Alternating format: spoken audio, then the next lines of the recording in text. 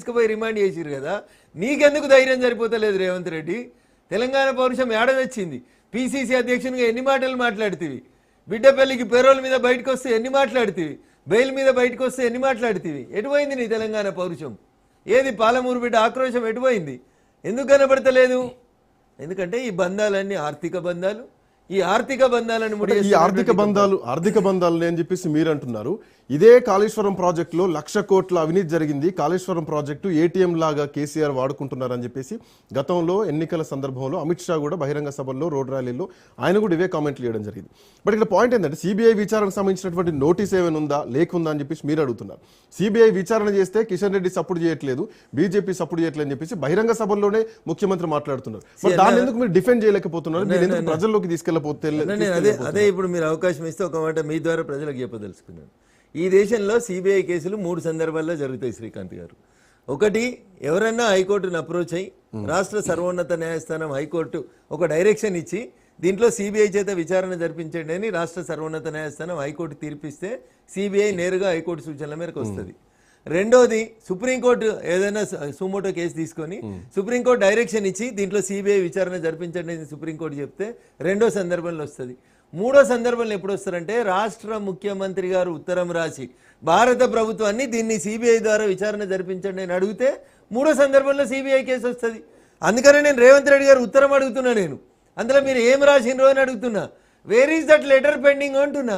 చెప్పూరి sir.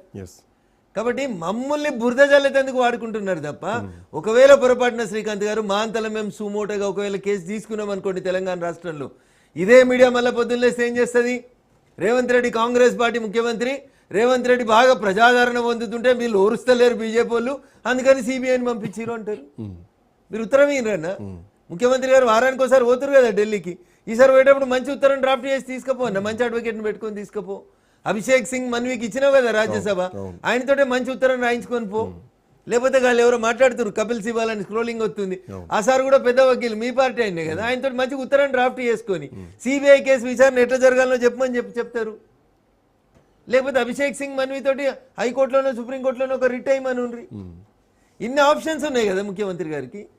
రాష్ట్ర శాసనసభ అర్ధరాత్రి దాకా చర్చించి తీర్మానం చేసింది కదా, దాంట్లో ఏం చేసిరో చూడురే.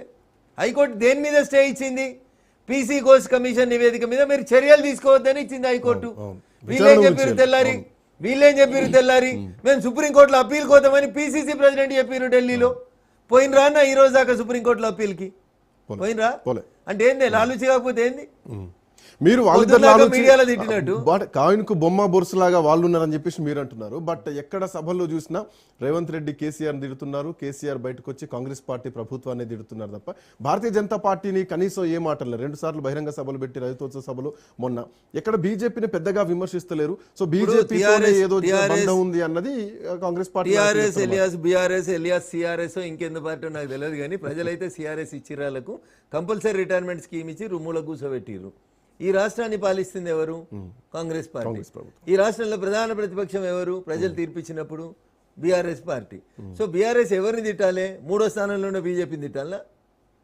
ఎవరిని తిట్టాలి శ్రీకాంత్ గారు? అధికారంలో పార్టీని తిడతారు. ఇప్పుడు మేము రైతు బంధిస్తలేమా? మమ్మల్ని ఏమని తిడతాడు కేసీఆర్ అనేటైనా బయటకు వచ్చి? ఎవరు అధికారంలో ఉన్నారు? ఎవరున్నారన్న? కేంద్రంలో మీరున్నారు కదా, కేంద్రం చేయాల్సిందే. శ్రీకాంత్ గారు, దురదృష్టం మన తెలుగు మీడియా ఆవేశం ఇదే. మమ్మల్ని ఎందుకు తిడతారు? కేంద్రం ఏం చేయాలి ఇప్పుడు కేసీఆర్కి? కేంద్రానికి కేసీఆర్కి ఇప్పుడు ఉన్న సంబంధం ఏంది? ఈ రాష్ట్రంలో ప్రజలు అధికారం ఇచ్చింది కాంగ్రెస్ పార్టీకి, ప్రజలు ప్రతిపక్షంలో ఉంచింది బీఆర్ఎస్ పార్టీకి. బీఆర్ఎస్ తిడితే కాంగ్రెస్ తిట్టాలి, కాంగ్రెస్ తిడితే బీఆర్ఎస్ తిట్టాలి. 3rd స్థానంలో ఉన్నామని మీరే అంటారు కదా. దక్షిణాదిలో బీజేపీ ప్రభావమే లేదంటారు కదా. తెలంగాణలో మేము అధికారంలోకే వచ్చే ఆశలు లేవంటారు కదా. మరి మమ్మల్ని తిడితే మీకేం వస్తుంది అన్న? టైం వేస్ట్ తప్ప. అందుకనే కేంద్రానికి కేసీఆర్ కు ఏం సంబంధం అని చెప్పేసి మీరు అంటున్నారు.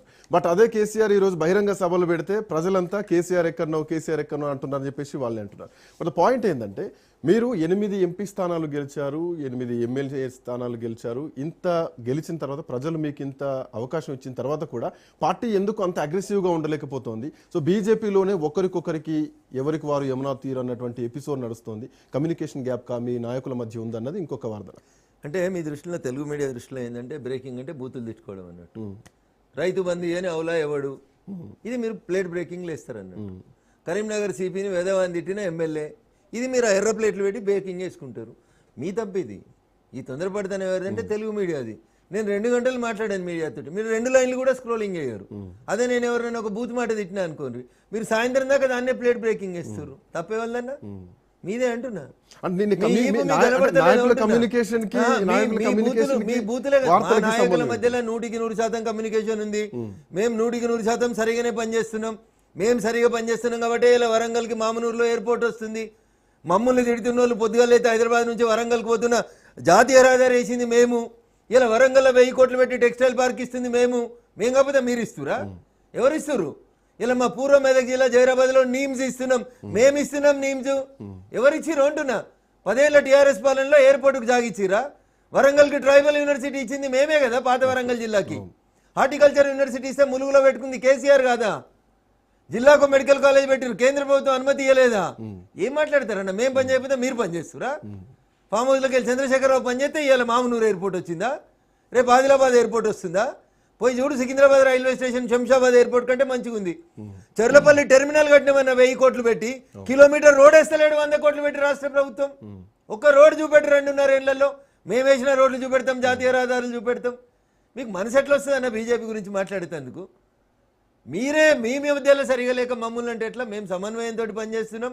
ఆదిలాబాద్కి ఎయిర్పోర్ట్ కావాలని మేమే అడుగుతున్నాం, వరంగల్ కావాలని మేమే అడుగుతున్నాం. ఆఖరికి శంషాబాద్ టెర్మినల్ ప్రతి సంవత్సరం 40 లక్షల మంది ప్యాసింజర్లు పోయే కెపాసిటీ ఉంటుంది. ఇవాళ దానికి సంవత్సరానికి 35 లక్షల మంది పోతుర్రు. శంషాబాద్ ఇంకో టెర్మినల్ కట్టమని నెల రోజుల కింద పార్లమెంట్లో మాట్లాడింది ఇదే రఘునందన్ రావు మీద ఎంపీ. మేము అడగకపోతే మీరేం అడుగుతుర్రన్నా? మీరు ఢిల్లీకి పోయి చాలువ వేసి ఫోటో వేసి మేము అడిగినాము మెట్రోని స్వాధీనం చేసుకోమని ముచ్చట అయిపోతారు మీరు. What is that? నీ దగ్గర ఉన్న డిపిఆర్ లేవి, ఎంఎంటీఎస్ ఎక్స్టెన్షన్ ఏది? ఎప్పుడు యాదాద్రికి ఇచ్చినాం మేము మెట్రో. ఏం చేస్తున్నారు మీరు?